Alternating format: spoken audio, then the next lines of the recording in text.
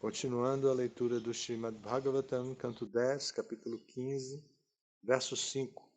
O título do capítulo é O Extermínio de Dhenuka, o demônio asno.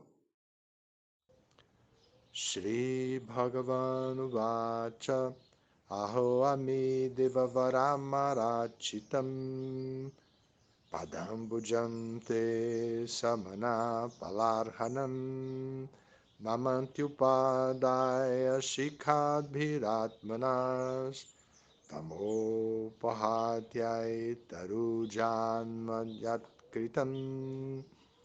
Shri Bhagavan Uvacha.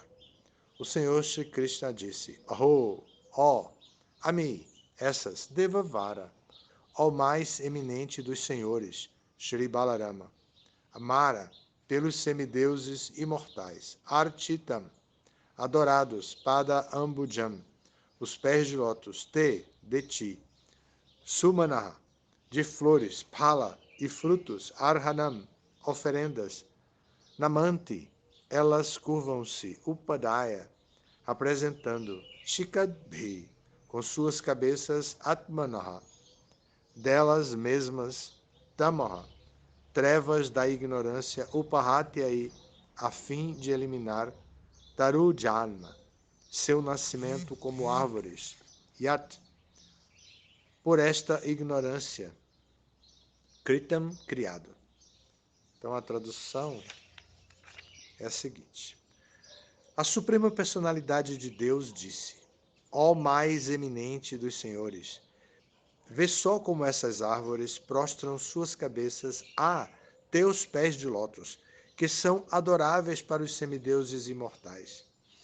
As árvores estão oferecendo-te seus frutos e flores para erradicar a tenebrosa ignorância que provocou seu nascimento como árvores.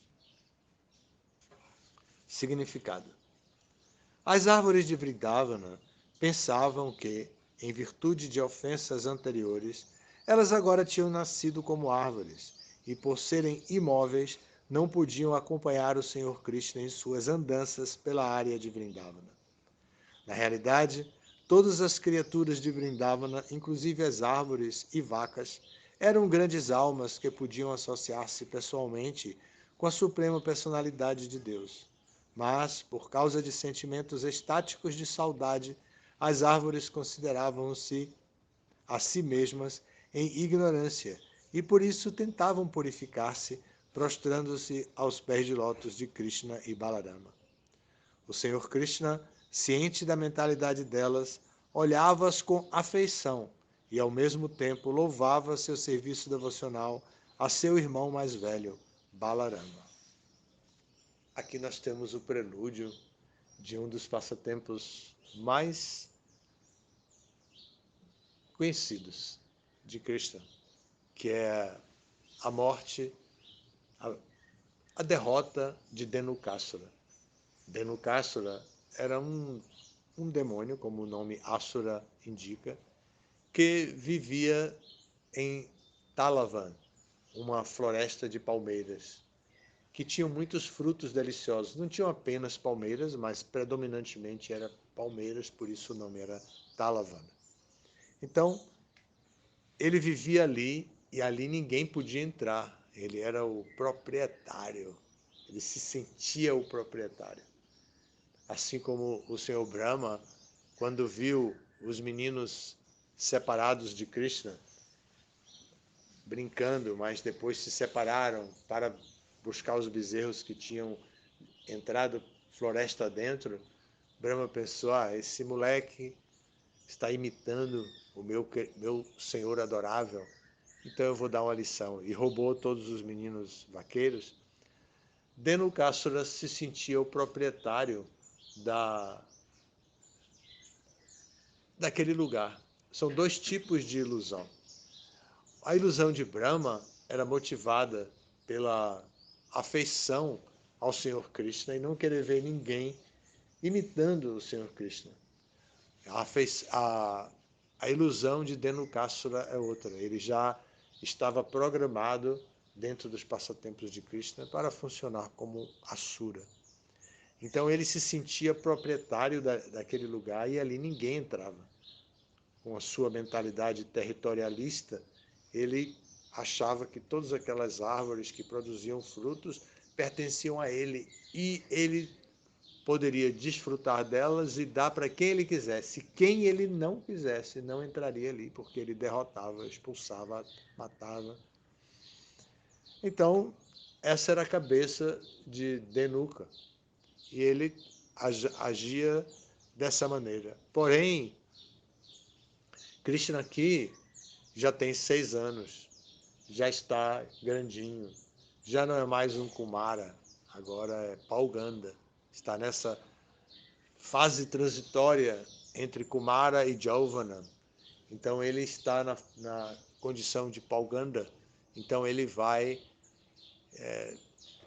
explorar o ambiente, conhecer o ambiente. E junto com os meninos. E aquele aroma que vinha das frutas doces na floresta entravam na área onde eles brincavam. E eles sentiam o aroma e ficavam atraídos por isso. Então, naturalmente, tinham vontade de entrar na floresta. Até aqui ainda não começa a descrever o desejo que eles tinham de entrar na floresta.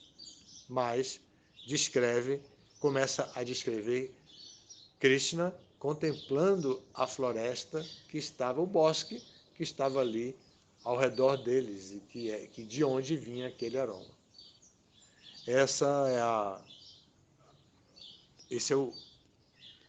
Esse texto fala sobre isso. Vários textos a seguir ainda são Krishna descrevendo a floresta. E isso vai atrair o leitor a compreender a cena de onde tudo está acontecendo, para acompanhar ainda com mais curiosidade, mais dedicação, a doçura dos passatempos de Krishna. Então, no significado aqui, Hridayananda Maharaj diz que, porque tem uma situação nesse verso de hoje. O verso de hoje fala das árvores que são reclinadas para os pés de lótus de Krishna.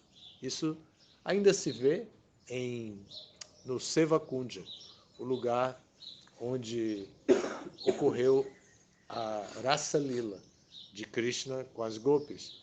Então ali as árvores são todas reclinadas para baixo, assim, elas são eretas até certo ponto e depois todos os seus galhos reclinam-se para baixo e fica o pátio, o lugar vazio, sem árvores, sem plantas, sem mato, sem nada, e todas elas ao redor reclinadas para baixo, como se estivessem prestando reverências.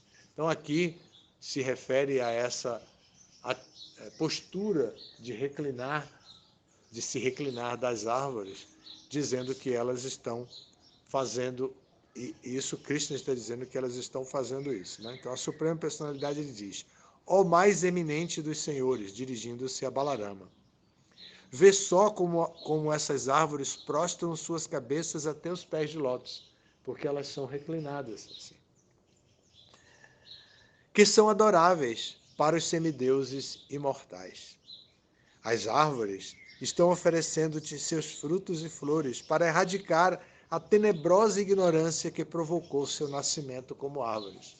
Aqui, evidentemente, tem a questão da ação e reação. Muitas vezes nós pegamos um verso como esse e falamos sobre ação e reação.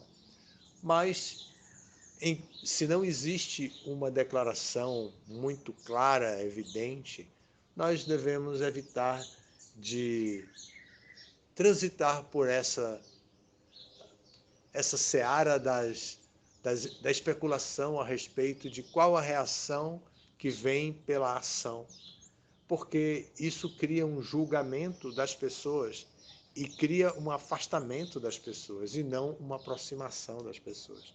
Então aqui o próprio Krishna está dizendo para erradicar a tenebrosa ignorância. As árvores, elas são conhecidas por não se vestirem, embora elas tenham casca, elas são conhecidas por estarem ao tempo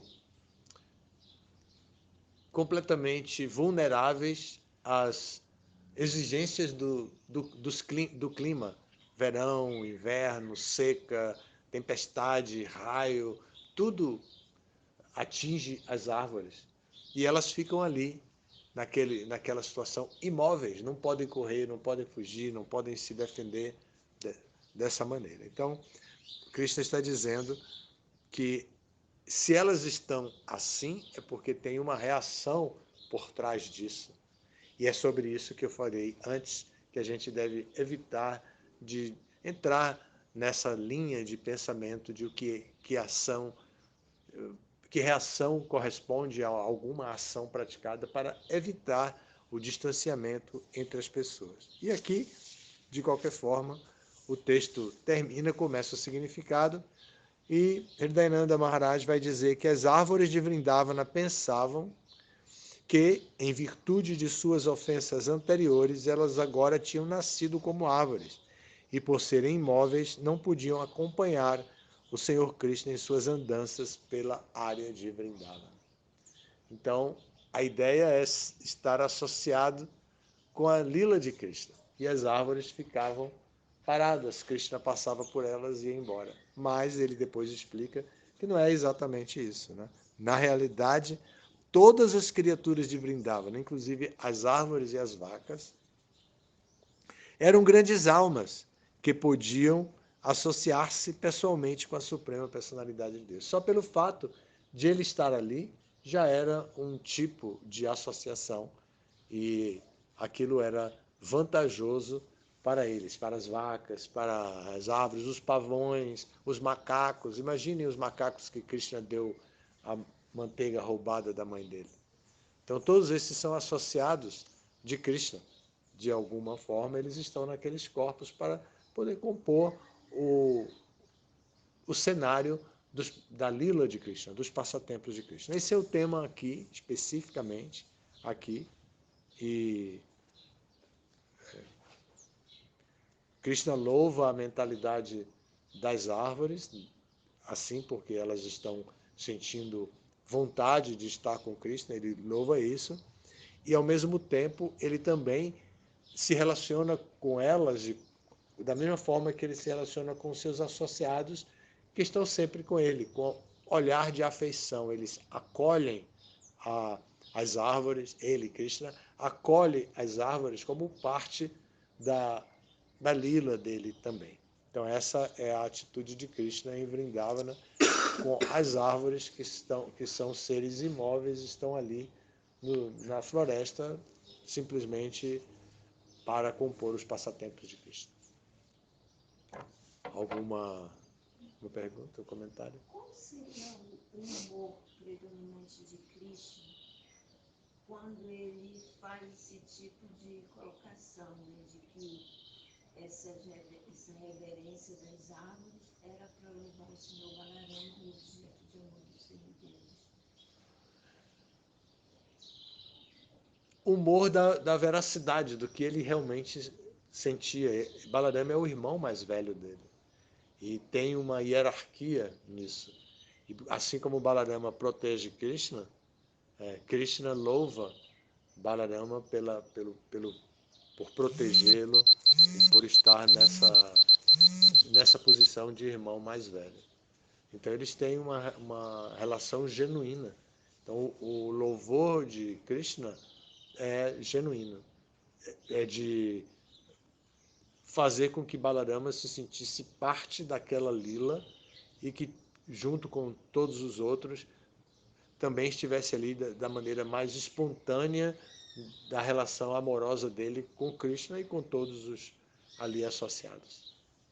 É um humor de afeto. Tá? Algo mais? Então vamos parar aqui. Segunda-feira, início de semana. Desejo uma semana excelente para todos.